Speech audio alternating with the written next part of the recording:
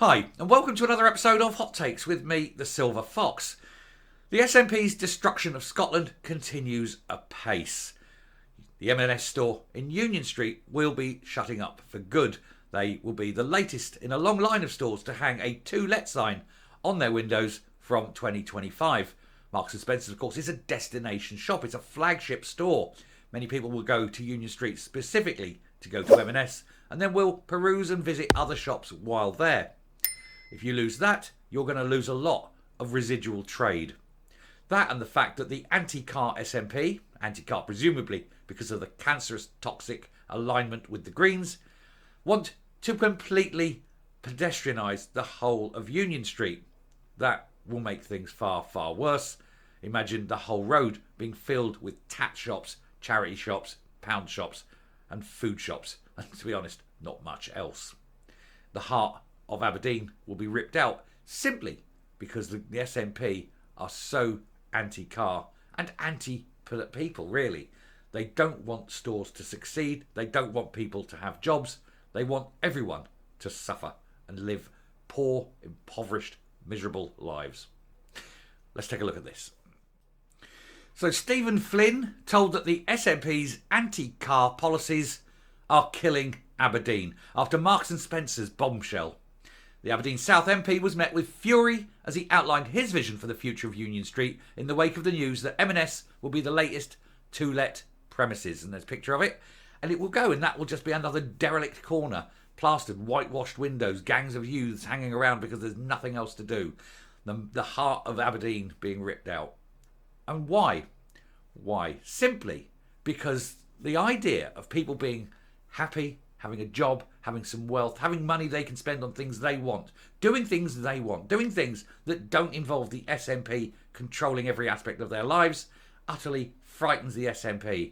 So they would rather have people miserable and impoverished than free and happy. Happy people don't vote for the SNP. Furious Aberdonians have rounded on SNP Westminster leader Stephen Flynn after Marks & Spencer announced plans to close its flagship store in the city. The branch on St Nicholas Street, first opened 80 years ago in February 1944, during the war. The retail giant is investing $15 million in a planned expansion of the branch at Union Street by Aberdeen Station as part of a £30 million investment in Scotland. However, the St Nicholas Street branch, just off Union Street, the historic thoroughfare which runs through the heart of the Granite City, and the closure marks another low point for the street's declining fortunes. I was there many years ago. I liked Aberdeen. I liked Union Street. We went up and down the whole place. Boy, was I rancidly drunk. But it was a great thing. And there was the student rag or something that was going down the centre and that. But I mean, I haven't been there for maybe, must be 7-8 years, I think, last time I was in Aberdeen. I tend to go to Inverness, but I don't get round the corner very often. It's a bugger to get to from Inverness. Anyway, responding to the news on X, Mr Flynn, who is the leader of the SNP group on Aberdeen City Council before becoming the MP for Aberdeen South, said, "Big blow for Union Street." He's a man who's never had a real job, you know. Anyway, he said, "Big blow for Union Street, big boost for Union Square." Clear for so long that retail expectations have changed. It's why Union Street must become a destination to live, work and socialise. Everyone needs to see this as an opportunity to deliver that vision, and quick. Losing a flagship store on the heart of the high street is not a good look. It's not your vision for the future. The heart is being ripped out, and it's all because they don't like cars. You see, cars enable people to move, and they don't want that. Getting all this attack on the car that they're claiming is the ecology. Oh, we've got to save the planet, save the planet. Oh, cars are bad, even though buses are the polluters. It's simply a way, if we can get people out of cars, we can kettle them into those 15-minute ghettos. And that's basically what it is. And of course, we all know where this idea of kettling people into ghettos comes from. It comes from the party, really, that they base themselves on, the National Socialists, who did so much ghettoisation, especially in Warsaw. That's the direction of travel. And that's why they don't like the car. And that's why they push this. And that, of course, is why high streets die and wither. And you'll get what you're given. It'll be miserable. It'll be shit. It'll be expensive. But you'll have to pay it. And that's it.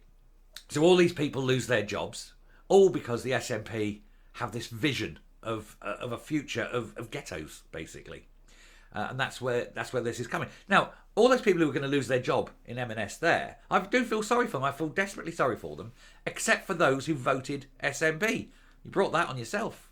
You should have known when you were voting that you were going to become jobless, misery, poverty, horrible lives. Because that's voting for the SNP does that. So you're basically voting for your own unemployment. You're voting for your own misery. You're voting for your future to be taken away from you by voting SNP. So you get all you deserve. Everyone else, I feel desperately sorry for. And if those jobs are going to be relocated to the other store, I hope that M&S have the sense to only employ people who don't vote SNP. To do otherwise would be perverse, wouldn't it? Anyway, his comments were met with a hail of derision from people on social media, citing the council's controversial city centre bus gates, business rates and the overall lack of investment for ambition in Union Street. The local authority will also start levying fines on one of Scottish Government's backed low emission zones from June the 1st, further driving people out, but only poor people. Be driving poor people out, punishing the poor again, because if you haven't got a new car, then you're back. Doesn't matter about what emissions come out your car, but if you haven't got a new car, then they don't want you in the town centre, so you get fined for coming in.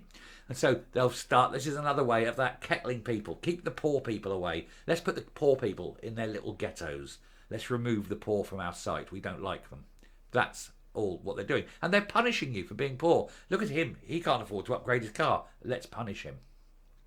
Seems a very weird way of doing it. If you want to encourage people out of cars, surely, or encourage cars away from the city centre, then surely you should target the ones that have the biggest emissions rather than the oldest.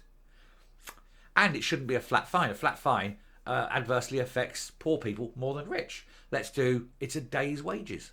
Make the fine for coming in a day's wages. And some rich bugger on £1,000 a day will have to pay a lot more than some poor souls on minimum wage.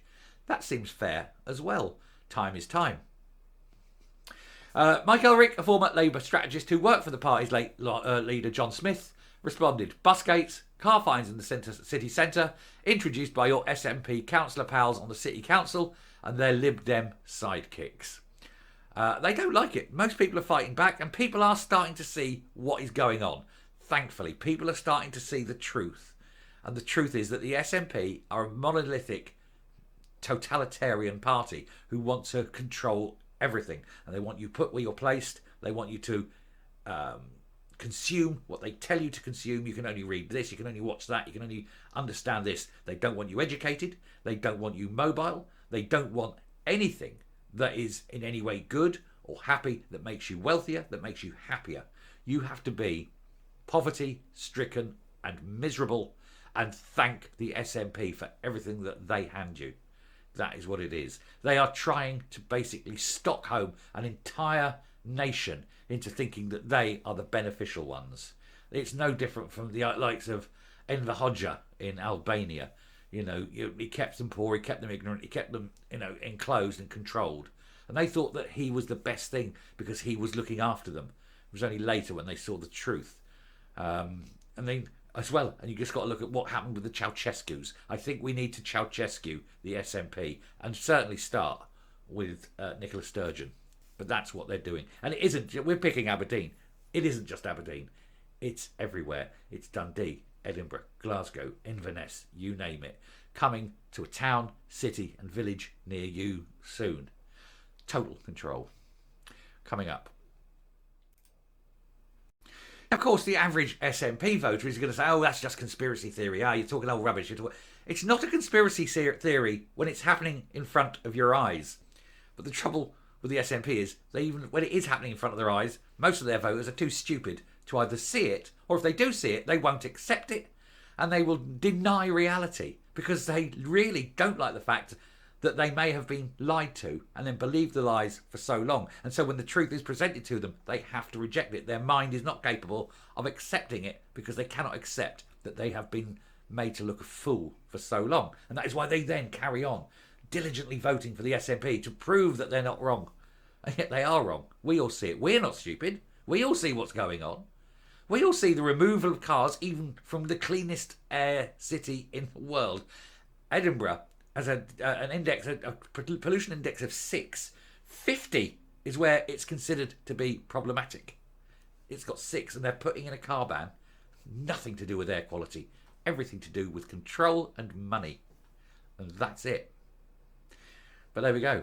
Anyway, I shall stop there. Thank you very much for watching. Do please hit the subscribe button. Do please share the video and definitely like it. That helps. Till next time, stay safe, stay well, and I will speak to you later. Bye.